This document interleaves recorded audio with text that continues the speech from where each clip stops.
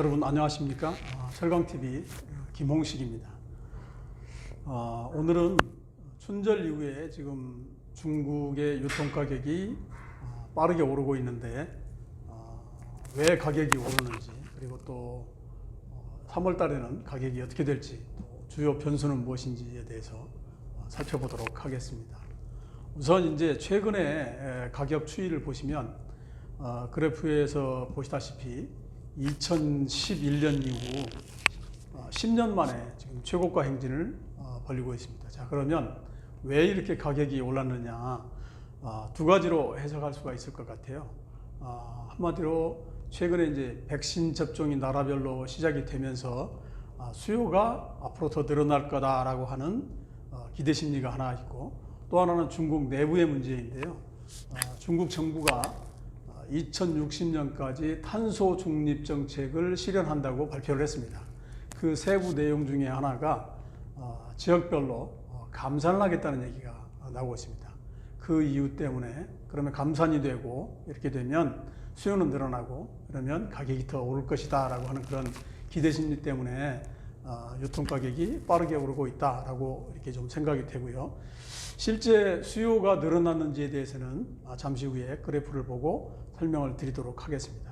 자, 그러면 이제 3월 가격이 어떻게 되겠느냐를 살펴볼 텐데요. 우선 이제 원료 측면에서 한번 살펴보도록 하겠습니다. 원료 시장과 관련해서 가장 큰 이슈는 최근 이제 철광석을 포함해서 니켈이라든가 철강 부자재들, 이런 원료들이 슈퍼 사이클에 진입했다라고 하는 보고서들이 나오고 있습니다. 자, 그러면 과연 철강 원자재가 슈퍼 사이클에 진입을 했느냐?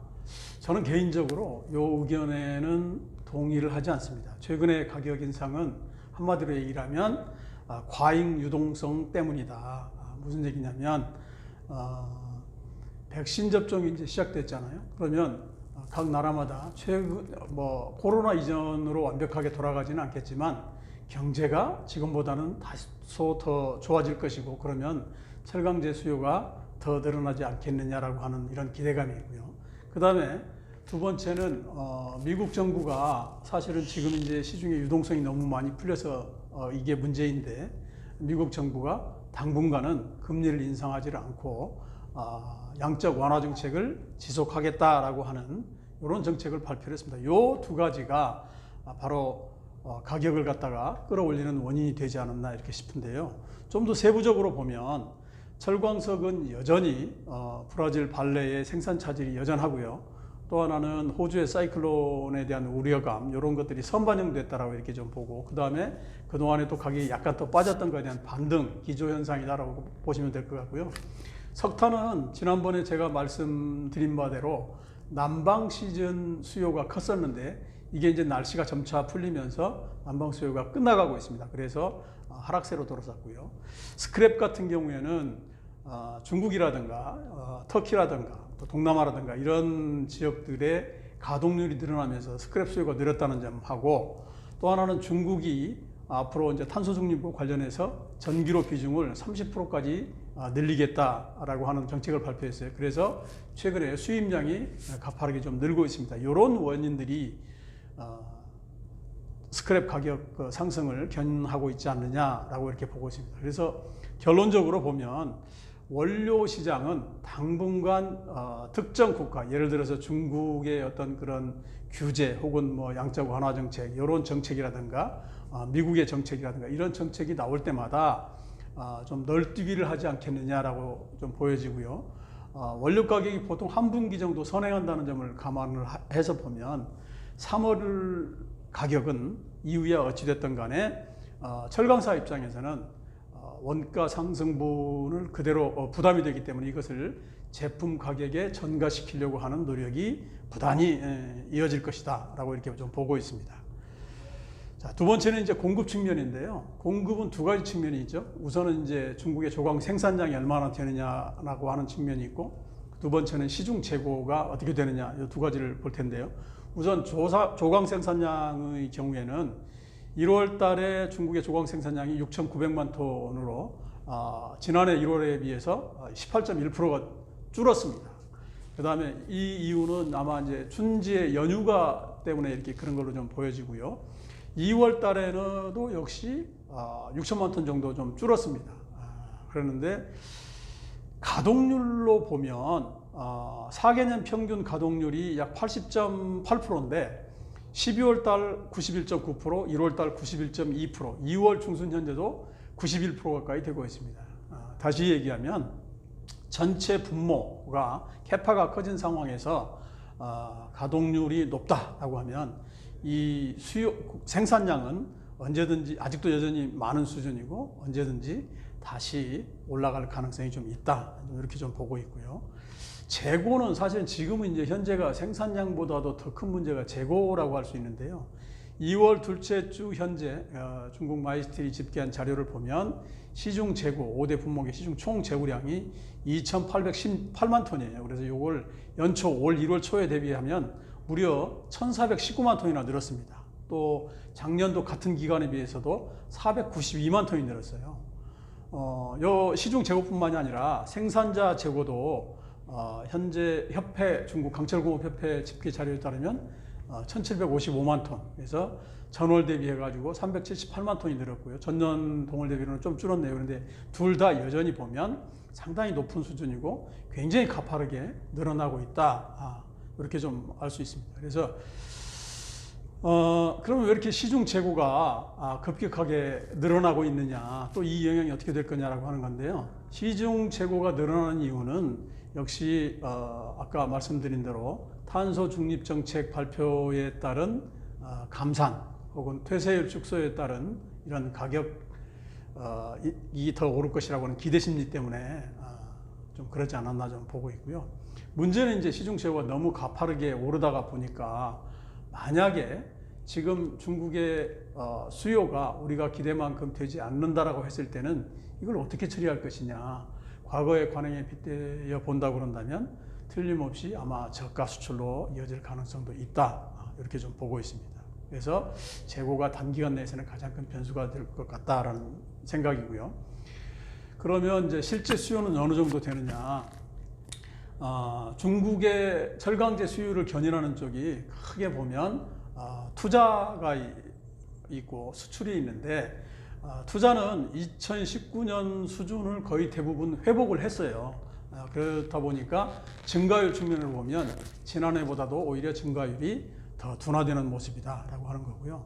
제조업 생산도 2019년 다시 얘기하면 코로나 이전 수준을 대부분 회복을 했습니다. 여기 그래프에서도 보시다시피 그러다 보면 지난 시간에도 제가 말씀드렸다시피 금년도 중국의 철강제를 포함한 대부분의 어떤 그런 건설이라든가 제조의 이쪽의 증가율은 우리가 당초 기대했던 코로나 이전 수준으로 다 회복했다라고 한다면 당초 기대했던 낮은 성장률에 머물 것이다 라고 이렇게 보는 겁니다. 실제로 우리가 이 그래프에서 보시면 주간별 철강 소비량을 이렇게 알 수가 있는데요. 주간별 철강 소비량이 크게 줄어든 모습을 알 수 있습니다. 그래서 그러면 남은 거는 뭐냐면 금년도 중국 정부가 어떤 정책을 쓸 것이냐. 지난 금융위기 이후에는 지금까지 중국 정부가 대체적으로 경기를 활성화시키기 위한 부양책을 써왔는데 금년에도 이런 정책이 나올 것이냐라고 하는 부분인데, 애석하게도 금년에는 그런 부분보다 반대 현상이 좀 나타날 것 같아요. 그래서 금년도에 중국 철강제 가격, 특히 3월 가격을 가늠하는 가장 큰 변수는 저는 세 가지로 꼽고 있는데, 아마 이번 3월 5일 개최되는 양회에서 이 세 가지 내용이 다 포함될 것 같습니다. 첫 번째는 이제 부동산 규제 정책입니다. 그래서 중국의 전체 철강제 수요가 지난해 기준으로 약 9억 7천만 톤이었는데요. 이 중에 59%, 거의 60% 가까이가 건설 및 관련 수요산업 수요였습니다. 그래서 만약에 중국 정부가 부동산 규제를 강화하는 쪽으로 정책이 발표된다라고 한다면 철강제 중에서는 예를 들어서 철근이라든가 H빔이라든가 강관, 컬러 강판, 스테인리스 이 품목들이 굉장히 좀 타격이 있을 것 같고요.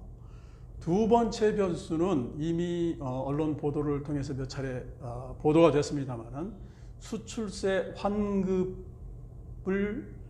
지금 13%에서 9% 혹은 0%로 뭐 줄인다 이런 보도가 나오고 있는데 요 영향입니다. 개인적으로 아마 0%로 단기간에 없애지는 않을 것 같아요. 그러면 이제 9%가 유력해 보이는데 그렇게 되면 어떻게 되겠느냐? 물량은 중국 내부 보고서에 보면 수출 물량은 약 30% 정도 줄어들고요.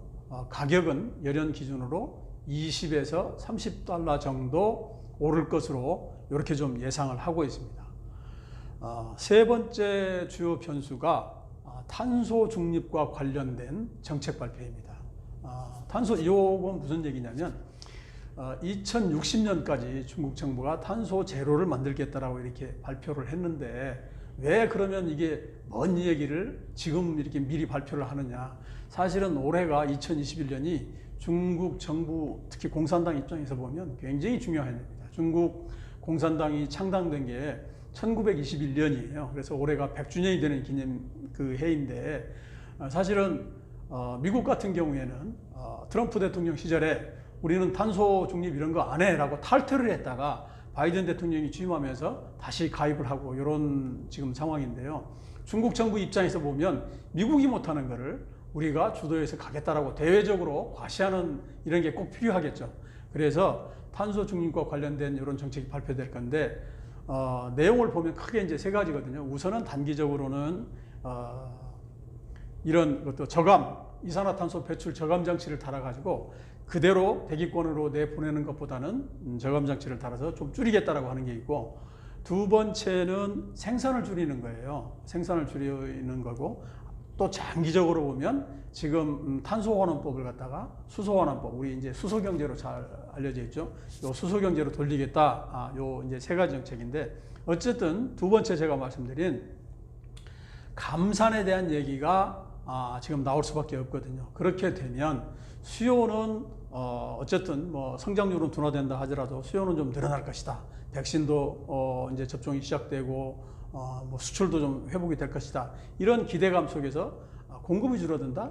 그렇다고 한다면 철강제 가격이 더 오르지 않겠나라고 하는 게 이런 기대감을 충분히 갖게 한다라고 하는 거고요. 많은 분들이 이제 그 3월은 아니지만은 하반기가 되면 미중 패권 경쟁이 다시 재현될 거다라고 하는 그런 얘기도 있습니다. 그런데 요거는 상반기 중에는 나타날 가능성은 좀 희박해 보이고요. 당장에 철강제 수급에 영향을 미치지는 않을 것 같습니다. 그래서 요약을 하면 3월달 특히 상반기 중에 가장 큰 변수는 세 가지다. 부동산 관련 규제 억제 정책, 그다음에 수출 환급세 축소 정책, 그다음에 탄소 중립 정책, 요 세 가지다. 이렇게 좀 보실 것 같습니다. 자, 그러면 지금까지 했던 내용을 중심으로 해가지고 가격이 어떻게 될 건가를 좀 살펴볼 텐데요. 전반적으로 보면 과거 우리가 지난 최근에 한 5년 동안 그 1월 달에서 4월 달, 그러니까 춘절 전후로 해가지고 시중 가격, 이제 철근하고 열연 두 품목을 기준으로 해서 시중 가격 추이를 살펴봤더니 작년을 제외하고는 설 춘절이 지나고 나면 소폭 하락했다 다시 올라가는 모습, 그러다가 4월 말 5월 초대에서 다시 하락하는 이런 모습을 보였었는데, 올해는 상승세가 너무 가파릅니다.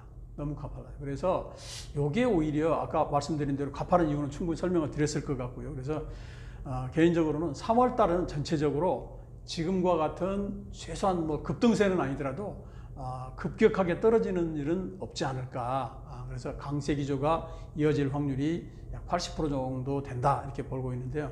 문제는 이러한 가격 상승세가 얼마만큼 지속될 것이냐라고 하는 건데, 저는 개인적으로 상승세가 길게 가지는 못할 것 같고요. 그것을 앞당길 수 있는 최대 변수가 오는 3월 5일 날 있을 양회에서 발표되는 정책 방향이 되지 않을까, 좀 이렇게 보고 있습니다. 그래서 가격이 강세를 유지한다 하더라도 지금 3월이면 지금 이제 한 2개월 정도 선행을 하기 때문에 5월 달, 이제 6월 초 요때 오팍 가격이 나오고 있는데, 이때 가격이 바꿔 얘기하면 떨어질 수도 있다라고 하는 점에 유념을 하시고 계약이라든가 이런 걸 꼼꼼히 챙기시는 한 주가 됐으면 좋겠습니다.